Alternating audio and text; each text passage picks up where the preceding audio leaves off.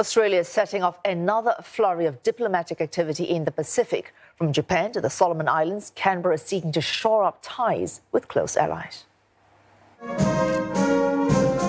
Australia is seeking deeper cooperation with Japan as the two allies face growing regional challenges. Australian Defence Minister Richard Marles has visited Tokyo for talks with his Japanese counterpart Nobuo Kishi. The pair discussed burning geopolitical issues, including Russia's invasion of Ukraine. They also reaffirmed the importance of free and open international order in the East and South China Seas. Mr. Kishi says Mr. Marles' visit to Japan signifies the two countries have reached a new direction in their cooperation on defense and security. 本日の会談では、地域情勢について幅広く議論を行い、先に申し上げましたウクライナ情勢に加えて、南シナ海や東シナ海における力による一方的な現状変更、その試みに強く反対するとの立場や、法の支配に基づく自由で開かれた海洋秩序が重要であること等について改めて一致をいたしました。Australia and Japan have pledged to step up their joint military exercises and activities. Mr. Marles says the region is facing the most complex set of strategic circumstances since the end of World War II, stressing that cooperation is now more important than ever.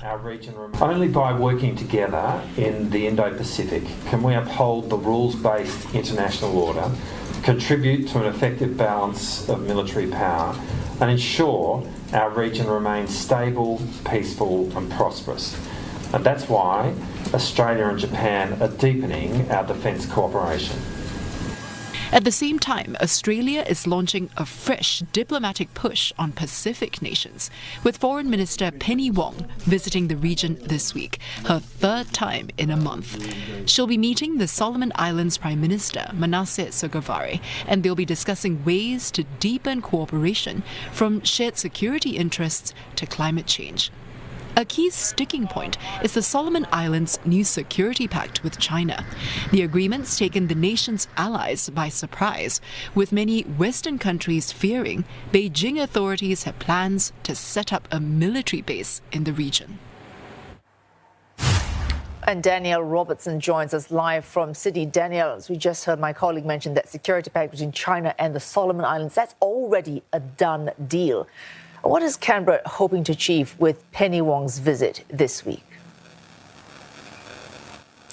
Yeah, well, this will be the Foreign Minister's third visit to the Pacific Islands, and this may be one of her more challenging conversations that she might have. Of course, the deal with China and the Solomon Islands has raised concerns for Australia and was a topic of controversy during the election campaign. The Foreign Minister Penny Wong labelling it the biggest failure of foreign policy for Australia since World War II. So this meeting is really about repairing the relationship with the Solomon Islands and deepening ties, and they plan to discuss challenges over things like climate change, economic development after the pandemic, health, as well as defence and economy and the economy.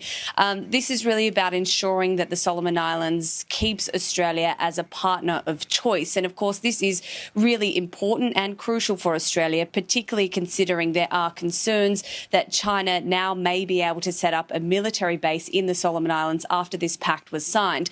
Of course, the Solomon Islands Prime Minister denies that. He says it does not allow for China to set up a military base, but it does allow China to send police and military forces into the country. So this meeting is crucial for Penny Wong. It's really about rebuilding and repairing, and all of this is going to be discussed at the Pacific Islands Forum meeting, which is taking place next month in Suva. It's going to be the first face-to-face meeting in 2 years. And Australia has really been at the forefront in ensuring that these face-to-face meetings and gatherings do occur.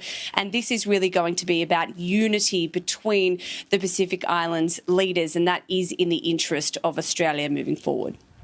Oh, Danielle, that difficult conversation with the Solomon Islands, that's just part of Australia's diplomacy in the Southern Pacific. In itself, also part of overall policy with Japan and the overall foreign policy thrust of the new Albanese administration. How does this all fit in?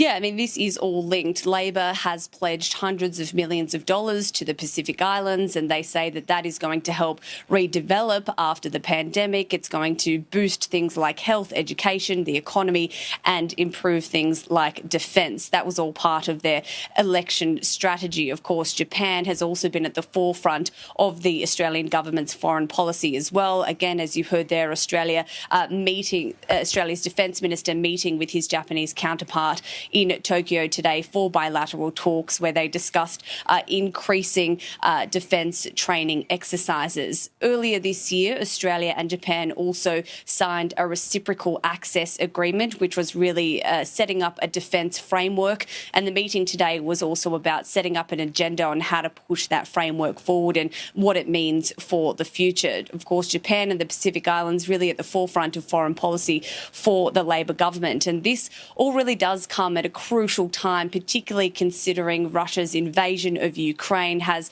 sparked concerns that it may encourage China to use force against self-governed Taiwan as well. So it's all about a balancing act for Australia at the moment. Oh, thanks for that. Daniel Robertson reporting live to us there from Sydney.